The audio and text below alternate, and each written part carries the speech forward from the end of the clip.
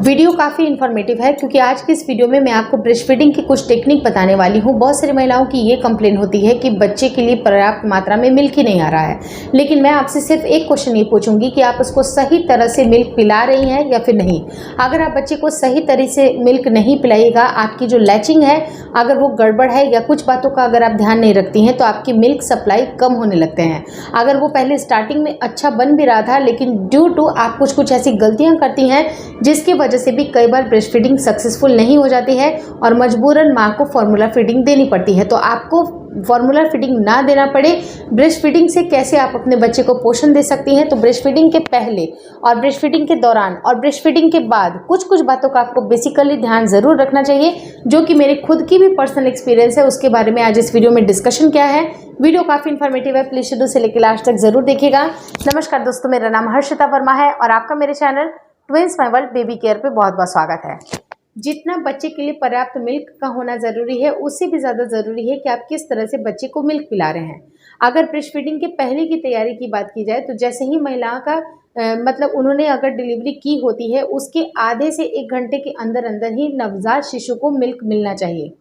बहुत सारे लोग क्या करते हैं कि बहुत सारी रस्में करना स्टार्ट कर देते हैं, लेकिन उस केस में 4 से 5 घंटे 10 घंटे भी लेट हो जाता है, जो कि बच्चे के लिए फैटल हो सकता है, वो नुकसानदायक हो सकता है। तो बच्चे को फॉर्मूला फीडिंग का स्टार्टिंग से ही आदत बिल्कुल ना लगाइए। आपका ये फ़र्ज़ बनता है कि आधे से 1 घंटे के अंदर अंदर ही यति शीघ्र जितना हो सके उतनी जल्दी आप बच्चे को लैचिंग ज़रूर कराइए, क्योंकि जितनी भी महिलाएं हैं जिनकी डिलीवरी हुई है उनको इनका राइट जो मेन मोटो है वो है बच्चे को फीडिंग कराना, क्योंकि राइट फ्रॉम द बिगनिंग बच्चे को पोषण की ज़रूरत होती है। तो बच्चे का जैसे ही बर्थ होता है, अगर जो इनिशियल चेकअप्स हो जाते हैं तो बच्चे को लैचिंग ज़रूर कराएं, पहली इंपॉर्टेंट चीज़। और लैचिंग कराने से पहले आप कोई भी जन्म घुट्टी या कोई भी बहुत सारे टोटके वगैरह या रस्म वगैरह करने की भूल ना करें, जो कि आप बच्चे को देते हैं। बच्चे के लिए सर्वोत्तम आहार सिर्फ और सिर्फ माँ का दूध ही है, तो माँ का दूध देना आपकी प्राइम मोटो होनी चाहिए। दूसरी चीज़ क्या होती है, ब्रेस्ट फीडिंग कराने से पहले आप अपने ब्रेस्ट की अच्छी तरह से सफाई कर लें। अब आप बोलिएगा कि मेरा ब्रेस्ट गंदा थोड़ी ना हुआ है जिसकी वजह से मैं सफाई करूं, तो एवरी टाइम जब भी अगर आप फीड कर रहे हो, चाहे डिलीवरी के तुरंत बाद हो या फिर जब आप बच्चे को घर लेके आते हैं, या कई बार जब भी 1.5 से 2 साल आप बच्चे को ब्रेस्ट फीडिंग कराते हैं, आपको ब्रेस्ट को थोड़ा सा क्लीन ज़रूर करना चाहिए। होता क्या है कि स्टार्टिंग में महिलाओं की क्लीननेस इतनी ज़्यादा ज़रूरी इस वजह से हो जाती है क्योंकि जो महिलाएं होती हैं जब वो पहली बार माएँ बन रही होती हैं और सेकंड प्रेगनेंसी में भी उनके जो निप्पल का जो एरिया होता है, उनके जो निप्पल होता है, उनके ऊपर थोड़ी सी गंदगी जमा हो जाती है। वो गंदगी कुछ डेड स्किन के साथ भी होती है, जिसके वजह से जो उनके पोर्स होते हैं, जो छोटे छोटे से डक्ट्स होते हैं, वो बंद हो जाते हैं। और ये जब बंद हो जाते हैं तो तुरंत से मिल्क आने में दिक्कतें आती हैं। तो वहाँ पर आप देखिएगा कि कुछ डेड स्किन्स होते हैं, साथ ही साथ कुछ गंदगियाँ होती हैं जो कि निप्पल के ऊपर लगी होती हैं। तो उसको आप राइट फ्रॉम द बिगनिंग, आपकी डिलीवरी के पहले भी आप इसको क्लीन कर सकते हैं, या फिर आप उस टाइम पे जब आपके बच्चे का जन्म होता है उसके पहले भी आपको उसको क्लीन करना चाहिए। लेकिन मेक श्योर करिए कि अपने नाखूनों का इस्तेमाल बिल्कुल ना करें। बिल्कुल हल्के तरीके से अगर आप वाइप वगैरह इस्तेमाल करती हैं, उससे भी आप अच्छी तरह से क्लीन करके ही आप बच्चे को लैचिंग ज़रूर कराएं। थर्ड इंपॉर्टेंट चीज़ क्या होती है कि जब ब्रेस्ट फीडिंग के दौरान होता क्या है कि आप बच्चे को जब लैच कराते हैं, तो लैच कराने में बहुत सारी महिलाएं क्या गलती करती हैं कि वो निप्पल को ही इंसर्ट करती हैं, निप्पल को ही मुंह में पकड़ाती हैं। लेकिन जब अगर आप निप्पल को इंसर्ट करते हैं और धीरे धीरे जैसे जैसे टाइम निकलता है, 1 से 2 दिन 3 दिन कोई परेशानी नहीं आती है, लेकिन ग्रेजुअली जब बच्चे को इस तरह की आदत लग जाती है तो आपके निप्पल भी सोर होने लगते हैं, वो कटने लगते हैं, उनमें तकलीफ आने लगती है, उनकी जो स्किन है वहाँ पर आपको फटाफट एहसास होता है, जो कि बाद में महिलाओं को दिक्कतें हो सकती हैं। तो सबसे ज़रूरी है कि आप बच्चे को जब लैचिंग कराएं तो पूरा का पूरा एरोला, जो पूरा ब्लैक पार्ट होता है, वो आपको बच्चे के मुंह पे देना है और उसी पार्ट से ही आप बच्चे को मिल्क पिलाने का स्टार्टिंग करिएगा। लेकिन उससे भी इम्पॉर्टेंट चीज़ क्या होती है कि जब भी अगर आप ब्रेस्ट फीडिंग करा रहे हैं, आपकी सीटिंग पोजीशन, जो 4th मैं टिप बता रही हूँ आपको, आपकी सीटिंग पोजीशन भी कंफर्टेबल होनी चाहिए। अब बहुत सारी महिलाएं ऐसे सोचती हैं कि तुरंत उनकी, जैसे मान लीजिए कि सी सेक्शन हुई है, तो सी सेक्शन तुरंत हुई है तो उनको एकदम से मिल्क आना, उनको 24 घंटे का वक्त लग जाता है उनकी ब्रेस्ट फीडिंग कराने में, या फिर उनको प्रॉपर तरीके से बैठने में, क्योंकि उस टाइम पे स्टिचेस लगे होते हैं, घाव गहरा होता है, कटा हुआ होता है, उसकी हीलिंग एक दिन के अंदर नहीं हो सकती है, ये ग्रेजुअल प्रोसेस है। लेकिन एक दिन के बाद जब अगर आप कंफर्टेबल हो जाती हैं तो कंफर्टेबल पोजीशन के बैठने के बाद ही आपको मतलब बच्चे को ब्रेस्ट फीडिंग ज़रूर करानी चाहिए। लेकिन जिनकी नॉर्मल डिलीवरी हुई है उनको थोड़ी सी ये तकलीफ़ें कम होगी, लेकिन स्टिल अगर आपको निचले अंगों में स्टिचेस लगे हैं, एपिज़ोटोमी हुई है, तो आपको बैठने में डिस्कम्फर्ट हो सकता है, परेशानी हो सकती है, क्योंकि चाहे डिलीवरी नॉर्मल हो या फिर सी सेक्शन, महिलाओं को जो पहला जो कपल ऑफ डेज होता है वो उनके लिए हार्ड होता है, थोड़ा सा डिफिकल्ट होता है। तो आपके कंफर्टेबल पोजीशन में बैठना ज़रूरी होता है, क्योंकि जितने कंफर्टेबल आप रहिएगा आप ब्रेस्ट फीडिंग के प्रोसेस को भी आसानी से आपको कंप्लीट कर पाइएगा। नहीं तो अगर आपके पैर में झंझनाहट होगी, बहुत ज़्यादा इरिटेशन होगी, तो कुछ दिन के बाद आपका मन हट जाएगा और स्टार्टिंग में आपको आदत लगना ज़रूरी है। अगर आप इस आदत को नहीं पकड़ पाइएगा तो बाद में आपको दिक्कतें होंगी। और बहुत सारी महिलाओं की ये कंप्लेन होती है कि उनका मिल्क बनता ही नहीं है, तो उनकी मेन वजह ये होती है कि उनके दिमाग में पहले ही से ही फार्मूला फीडिंग शूट कर गई है, बैठ गई है। उनको लगता है कि चलो ये चीज़ें नहीं कर पा रही हूँ या मुझे दिक्कतें हो रही हैं तो चलो बच्चे को फार्मूला फीडिंग दे दूँ। लेकिन आपकी दिक्कत ये टेम्पररी है, ये परमानेंट दिक्कत नहीं है।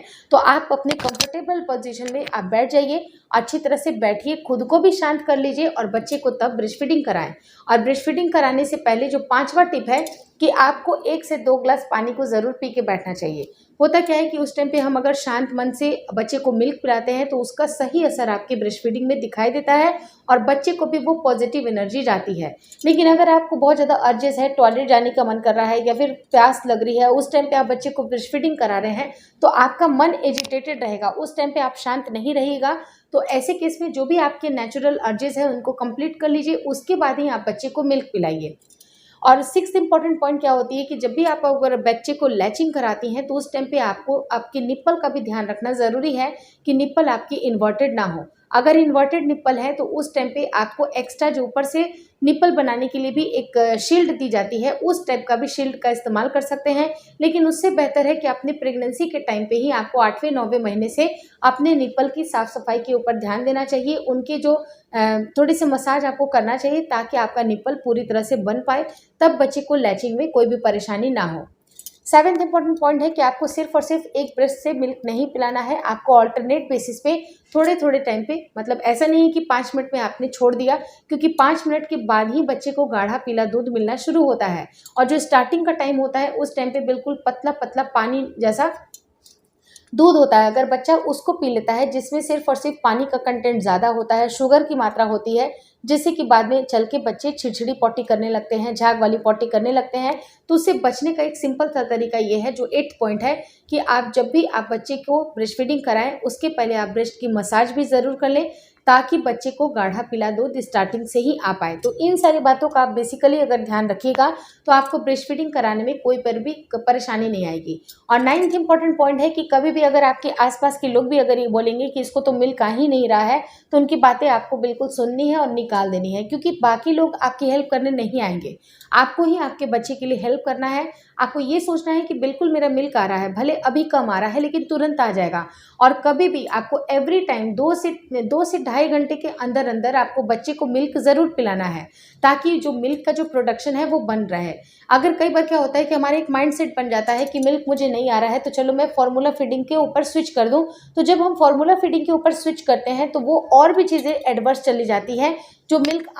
आने वाला भी होता है वो भी आपके प्रोडक्शन कम हो जाता है। तो सब कुछ आपके माइंड के ऊपर डिपेंड करता है, क्योंकि हम माइंड से ही कुछ ऐसे सिग्नल भेजते हैं, जैसे कि हमारे पिट्यूटरी ग्लैंड होता है पीछे, वो सिग्नल भेजता है कि अब ऑक्सीटोसिन नामक रिलीज करना है हार्मोन, और उस टाइम पे आपकी ब्रेस्ट फीडिंग के टाइम पे ऑक्सीटोसिन हार्मोन रिलीज होता है, जिससे कि मिल्क प्रोडक्शन और भी ज़्यादा बढ़ जाता है। तो आपको ये नहीं सोचना है कि आपके बेबी का पर्याप्त मिल्क नहीं आ रहा है, आपको नहीं आप कर पा रहे हैं, उसको फीडिंग नहीं कर पा रहे हैं। एवरी टाइम जब भी आपके बच्चे को भूख लगती है, आपको सिर्फ और सिर्फ ब्रेस्ट फीडिंग ही ट्राई करनी है। उसके बाद आप देखिएगा कि ग्रेजुअली आपको अगर स्टार्टिंग में कम मिल्क आ रही है, लेकिन बाद में आपको मिल्क आना शुरू हो जाएगा। और कुछ और भी टेक्निक मैंने बताया है कि क्या क्या आप अपने फूड आइटम में इंक्लूड करेंगे जिससे कि आपके मिल्क का प्रोडक्शन तेज़ी से बढ़ेगा। उसके लिए सेपरेट एक वीडियो है जिसकी लिंक मैं एंड स्क्रीन पर ड्रॉप करूँगी, उसको देखना बिल्कुल मत भूलिएगा, ताकि आपको समझ पाए कि कौन कौन सी चीज़ें आपके फूड में इंपॉर्टेंट है जो कि आपके मिल्क के प्रोडक्शन को बढ़ाती हैं, जो हमारे प्रोलैक्टिन हार्मोन होता है उसको इनिशिएट करती हैं, ताकि मिल्क डक्ट एक्टिवेट हो सके और सही टाइम पे और सही मात्रा में बच्चे के लिए पर्याप्त मिल्क बन सके। होपफुली आपको इस वीडियो में दी गई जानकारियाँ अच्छी लगी। अगर अच्छा लगा तो प्लीज़ लाइक कर दीजिएगा, और चैनल पे नए हैं तो चैनल को एक बार सब्सक्राइब का मौका ज़रूर दें और इस चैनल को ज़रूर शेयर कर दें। Thank you so much for watching twins my world baby care.